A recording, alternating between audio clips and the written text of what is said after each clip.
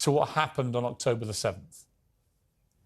Oh, it was terrible, of course. I mean, we kind of get our news kind of also secondhand because, you know, my wife's family, they live in Gaza. They have cousins and uncles there, and their house also was bombed. We haven't been able to communicate with them for the past 3 days. Communication are lost.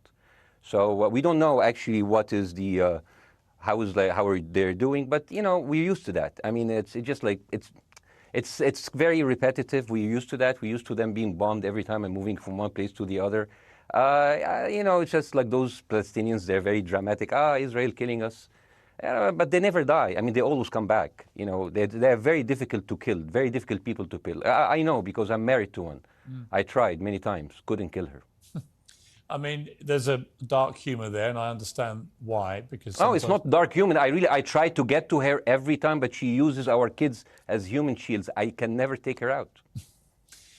Again, I understand the humor, but to be serious, Bassem, about this, tonight there is... I will be serious. Now, I will be serious. I was watching your interview with Ben Shapiro, and I'll tell you one thing. Yeah. I think that Ben Shapiro is one of the smartest people who ever walked this earth. He's very, very smart. I follow him, and I believe everything he said. And when he came on your show, his solution was, and I quote, his solution was that the solution for this is for Israel to annex Gaza and to kill as many son of bitches as possible to make sure that this will never happen again. And anyone who called for a ceasefire will be a terrorist sympathizer. So God forbid, I don't want to be labeled as a terrorist sympathizer. So I agree with Ben Shapiro. I think we should kill as many son of bitches as possible. Well, let me, so okay, far, but Bassem, let me...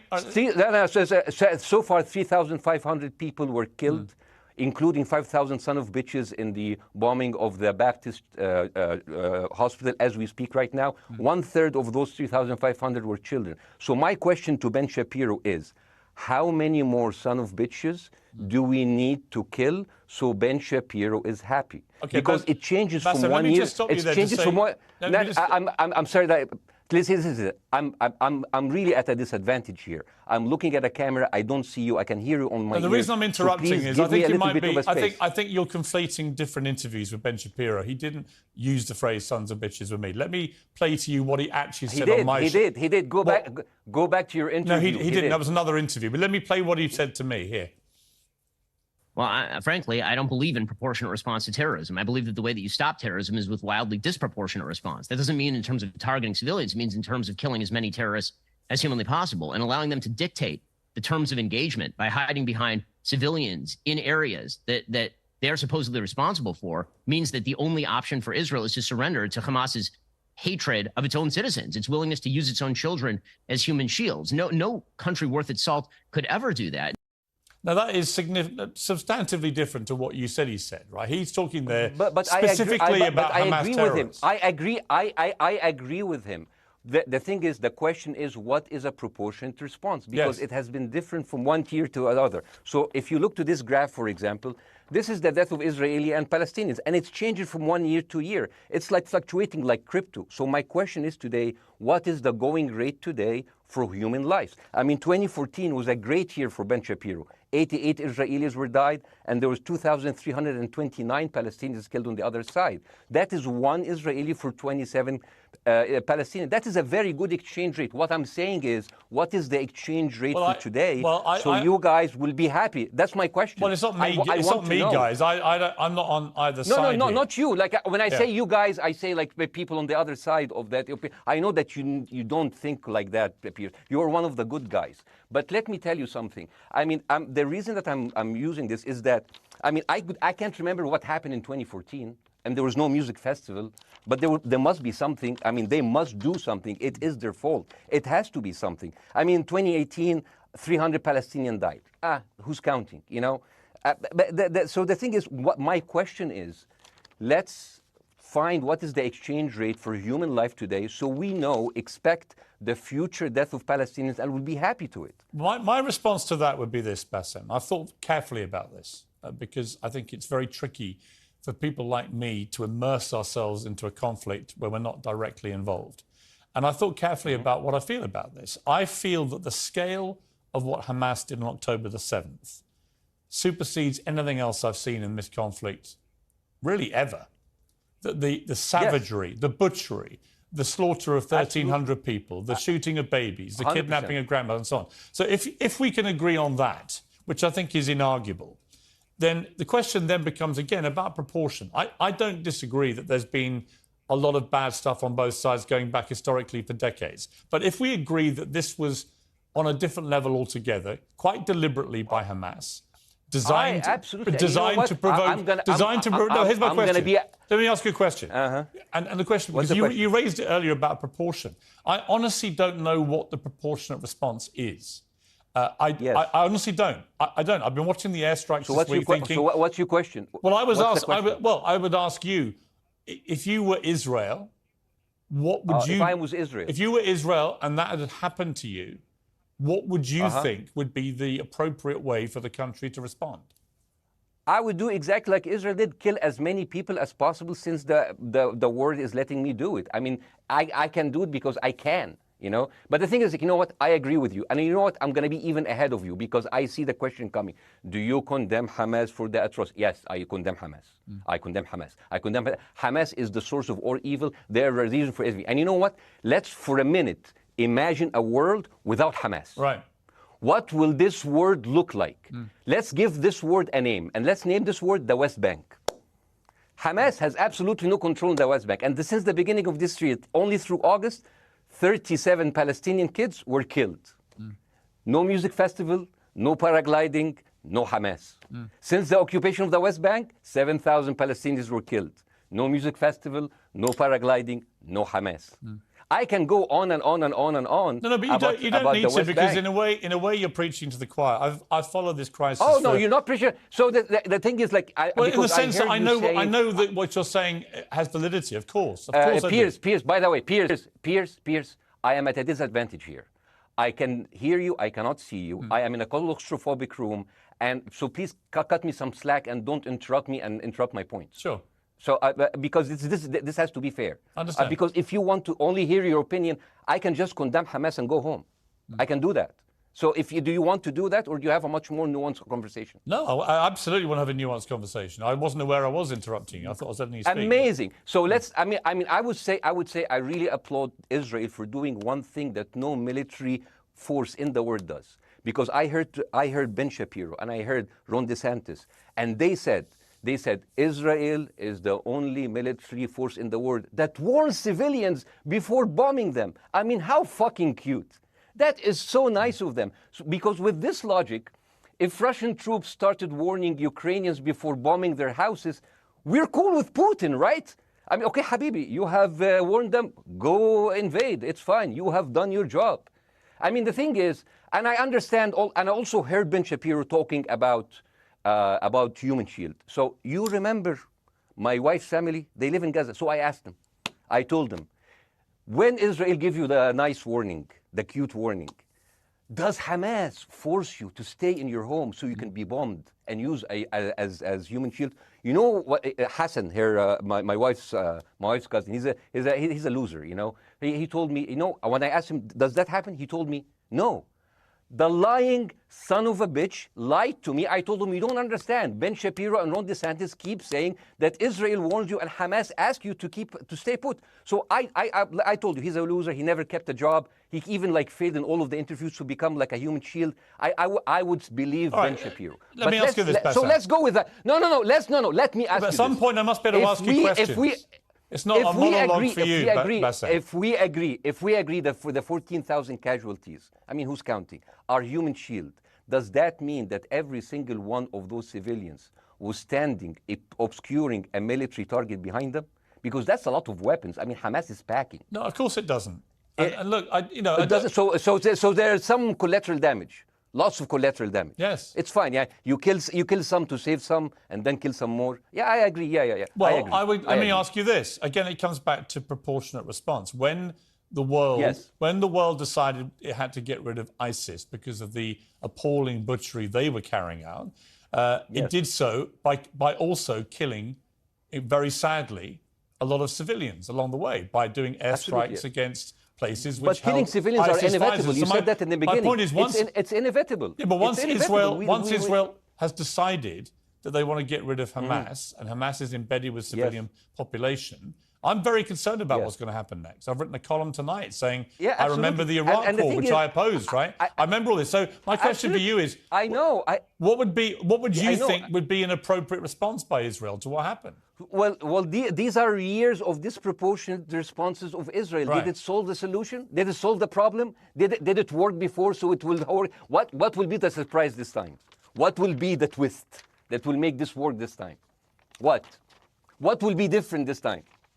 Seriously, I mean, like, this is only the last 15 years. I mean, because it's too many papers. I just got this. But how will this be different? And the thing is, I am so glad in the introduction that you mentioned the Iraq war. I applaud you, Piers, for saying that, because you were honest about it. You said that spreading lies like WMDs made people look at those people as less of humans, and they would accept the death of 1 million Iraqi, whether by sanctions or by invasion, right? You are a good man. This is amazing. And you know what is similar? Is when you spread the lies of 40 decapitated babies, although it was refuted. So what happens when people hear that, killing babies is horrible. But when you say decapitated 40 babies, you are planting a certain image with a certain trigger in people's mind. Who has said that? Who has said 40? Who has said that? Who has said 40 decapitated? Who has said that? You have repeated. No, I haven't. What? I've never said that. You haven't said on your show 40 decapitated babies? Never. Ben Shapiro didn't say it? No. Ron DeSantis didn't say Nobody it? has said it. Okay, no, nobody said it? No. Oh, okay, maybe I am wrong. Decapitated. Here's you're wrong. I've never said that. The thing, what happened, no, you're wrong. But the thing is, when Iraq, the thing is, the same thing is happening in Iraq. Ben Shapiro once tweeted, not even about Gaza, about the West Bank, when Israel continued to build the illegal settlement. He said, 2017, Israel likes to build things, and Arabs, not Palestine, not Hamas, Arabs like to bomb crap and live in open sewage. Yeah, I thought that was very the Israeli defense minister, he said, those are human animals. And the thing is, Ben Shapiro should know better, because, long before the Holocaust, before Jewish people were thrown in the gas chambers, the Nazi propaganda called them rats. Now, as a human being, I will never accept that another human being being thrown into a gas chamber. But a rat, kill 10, kill 1,000, 3,500. They are son of a bitch. They are human animals who live in open sewage and decapitate babies. And because of that propaganda, Mr. Morgan, that guy in Illinois, the 71-years-old guy, he killed, stabbing the 6-year-old Palestinian kid in Illinois 26 times. And he used to play with him. They used to be friends. But he went in, marching into their apartment, stabbing his mother and killing him, shouting, all Muslims could die. Yeah. It took you 80 years to change one word from Jewish to Muslim. And then you transferred your guilt to us and took away our land. Bاسم, let me ask you a question. That deal sucks, man. Let me ask you a question. How do we get from where we are now to peace? Well, first of all, you need to change the perception. Nikki Haley, the American presidential candidate, said, we are in Israel in this because it's a fight between good and evil. Now, if you already decided someone is good, he can do no evil. And if you decided someone is evil, it's good to kill them.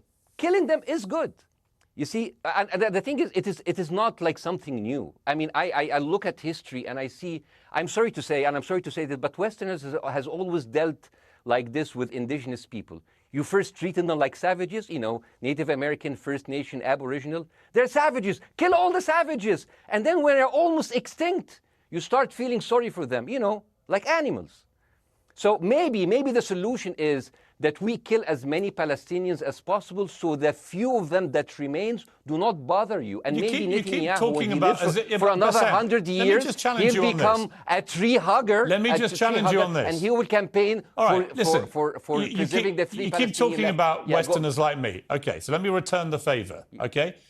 Hamas is dedicated to the complete eradication of Jewish people. I am not the spokesman for Hamas. I'm not saying you are. Why do you keep... I'm not saying you are. I'm not their spokesman. You're talking to me. I fucking hate them. Bاسم, Fuck Hamas. Hamas. No. Are you happy? You're missing my point. You're talking in a generalized way about people in the West who always talk about Arabs as savages. I don't. No. I'm talking about America. About I actually Western led the media. campaign. I'm talking about West. I led the media campaign in this listen, country against the Iraq War. Okay, so I don't see. I You don't are see one people of in the the good Middle ones, East as Pierce. savages. You But what are I would one say of is, the good ones. but what I would say am not is, talking about you. You're great. no, it's not about me You're being amazing. great. We love you.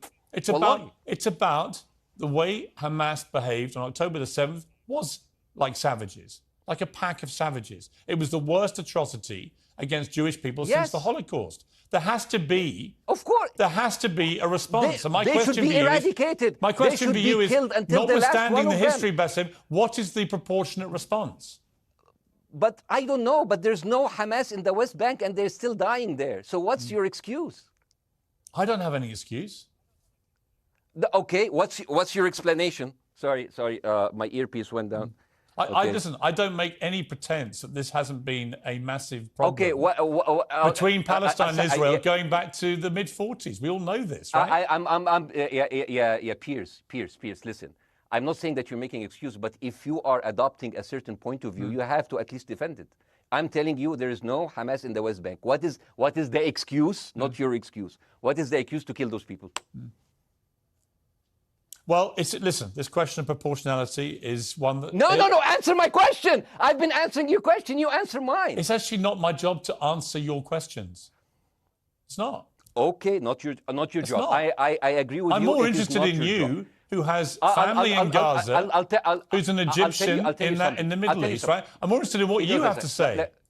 Okay, I'm telling you.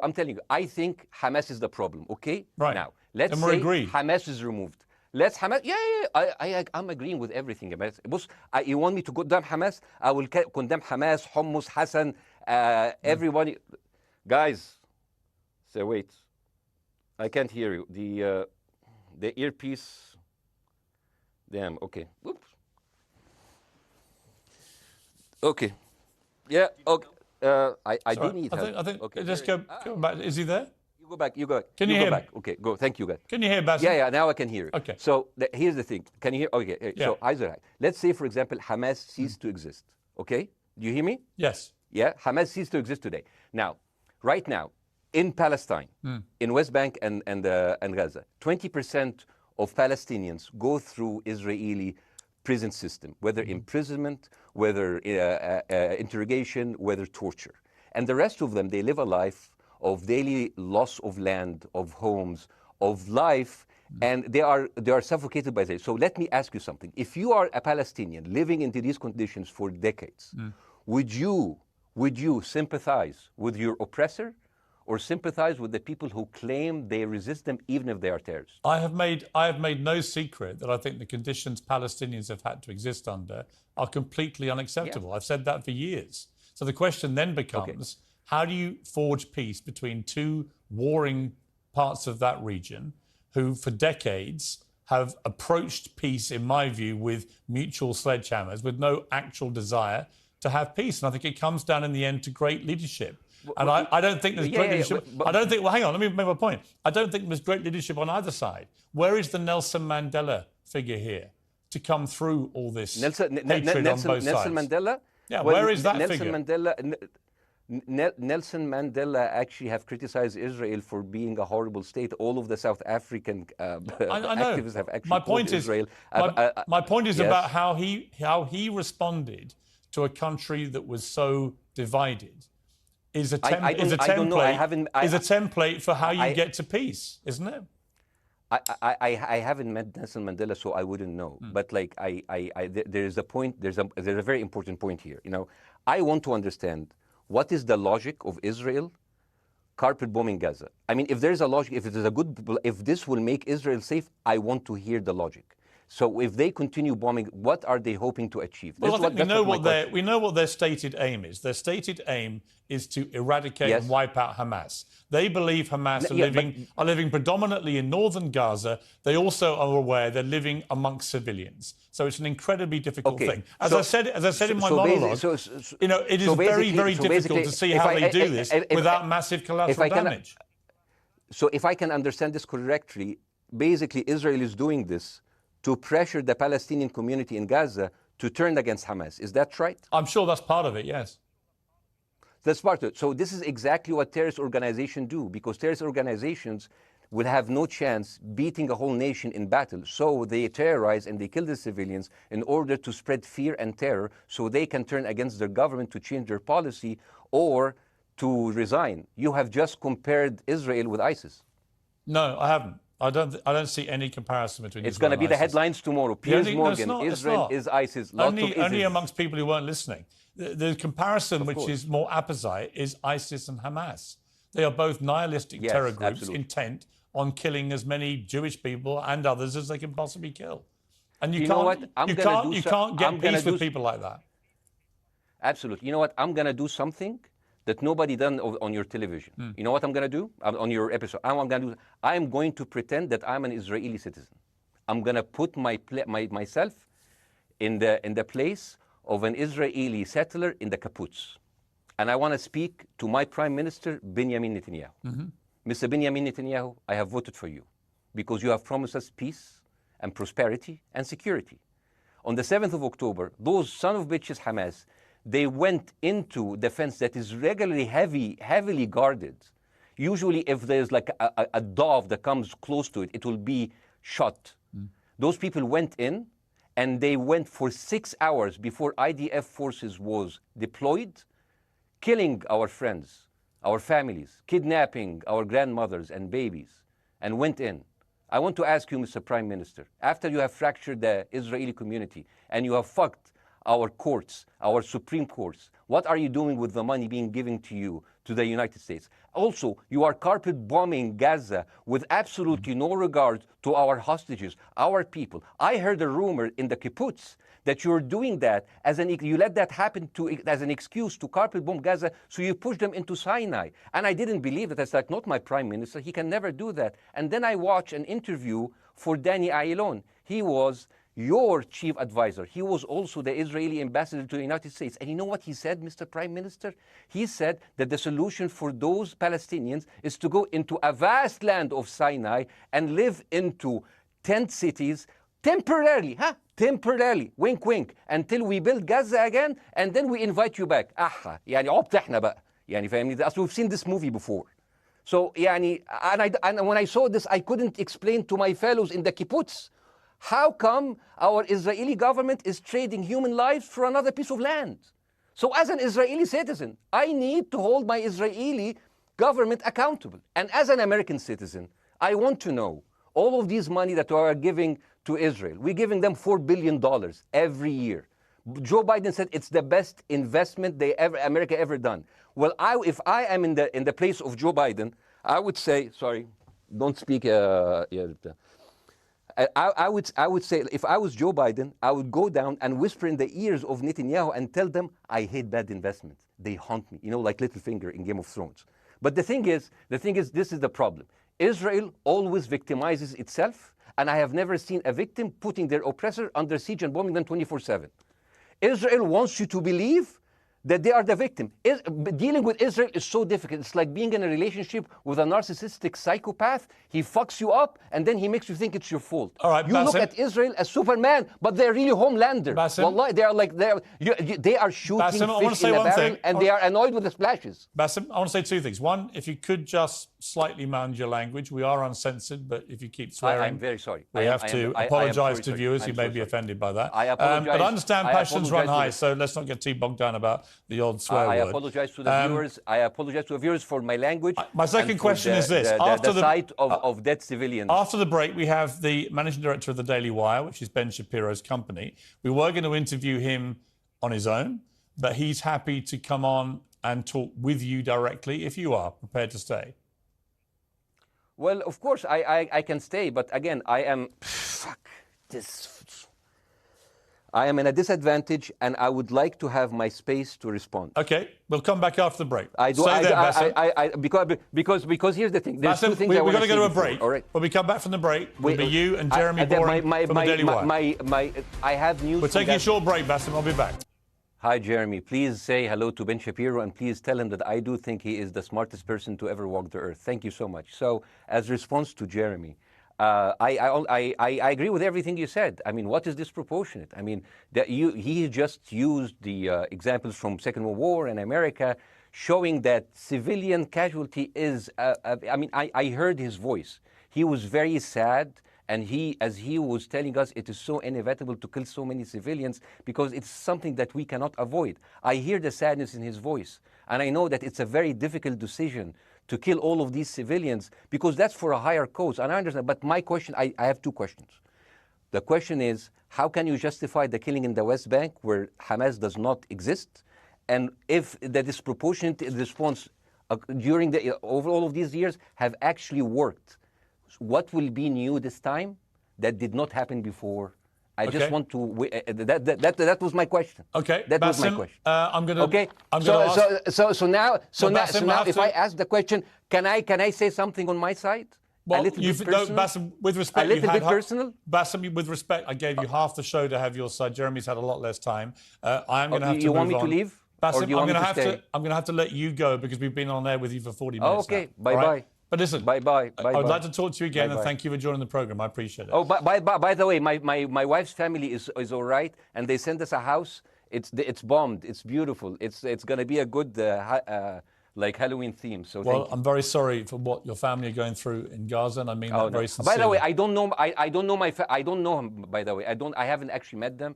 They didn't even come to my wedding. They couldn't because they are stuck in Gaza. Okay. And she never saw them because, Gaza is not a destination. Bاسm, as I say, we hear their voices and it's they die. It's fine. It's fine. Bاسm, I wish your family all the very best. Thank you for joining me.